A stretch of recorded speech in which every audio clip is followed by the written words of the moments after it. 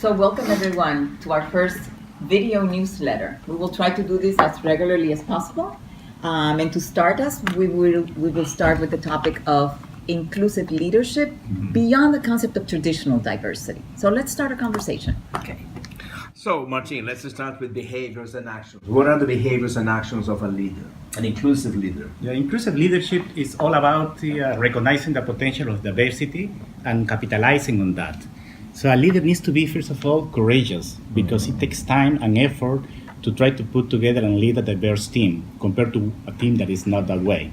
Also, it's important that a leader to promote that out-of-the-box thinking, because that's good in terms of the innovation for the company, but at the same time encourages the participation of all the team members in a way that they feel comfortable doing so. And finally, it has to be very sensitive in terms of the cultural differences. In fact, it needs to be a champion of differences. So it needs to put together an environment of trust that allows the participation and collaboration of the team members. And Alejandro, what would you say that are the advantages and the challenges of an inclusive leadership? We are facing not just diversity in the workforce, we are facing diversity in the markets, in the customers, and in our teams. So leaders must embrace totally the concept of inclusion, like you said, beyond diversity. And in that sense, the first challenge is that we don't recognize that there is a problem. We are always hiring people like us. We are not used to think that way. And we think that everything is around sex or gender. We don't think about the diversity of thoughts. The advantages, in turn, is that we are going to be challenged. We are going to have a mindset growth. We are really going to think beyond that and challenging our status quo, and that will help all of us. It's not just about counting, it's about making everybody count. In that sense was for leaders. Francia, what about the stakeholders? Well, the role of leadership has dramatically changed. It's become very demanding, and an inclusive leader not only needs to focus on themselves as being inclusive, but they also need to ensure that they project that internally and externally. When we're talking about the internal piece of that, we're talking about their relationship with the board of directors, we're talking about how they treat their employees and how they demand employees to treat each other. When we're looking at that from an external perspective, we're talking about suppliers, we're talking about the communities in which we service, and also the prospects and clients that are part of our portfolio. In terms of the benefits that can bring, internally, certainly, it's about creating an environment of respect, an environment where you can develop and grow. And externally, we're talking about ensuring that the brand of the organization is well positioned. And that's certainly that connection that you establish with your clients is what's going to give you the business that you require. Yeah. Elena, Francis just mentioned brand. Yeah. What does it mean to your brand?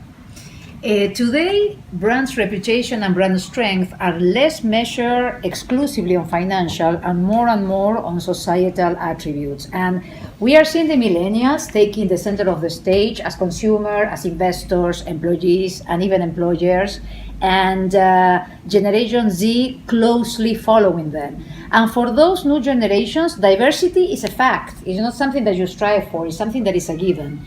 And when they think diversity beyond gender, race, origin, religion, they think about diversity of thought. So basically combining different approaches. And in my view, if you want to maintain or even increase the price of your stock, you definitely need to link that to your inclusive leadership strategy. Sergio, so accountability is extremely important, especially with the impact of the environment. So what would you say happens to a leader that is not inclusive, especially in a VUCA environment? Sure. So to succeed nowadays in a VUCA environment, for the volatility, for the uncertainty, for the complexity and the ambiguity that we have in the markets, in the society nowadays, companies rely a lot on the issue of innovation and creativity, Martin mentioned before, and that is absolutely critical for that. Now, for that to happen, we need two things. We need teams that are very diverse as possible, in terms of the visible and the invisible differences. Visible, the traditional Elena was talking about, generations, gender, color, race, etc. But perhaps more importantly, the issue of the invisible differences, the backgrounds. You mentioned the culture, what people study, how do they think, how do they operate, even their personality. And on top of that, of course, we need leaders that are open to deal with all that diversity of thought, and on top of that, they have the skill to handle that situation. So this closes our first delivery. Please join us next time for another topic that the consortium will discuss. Thank you.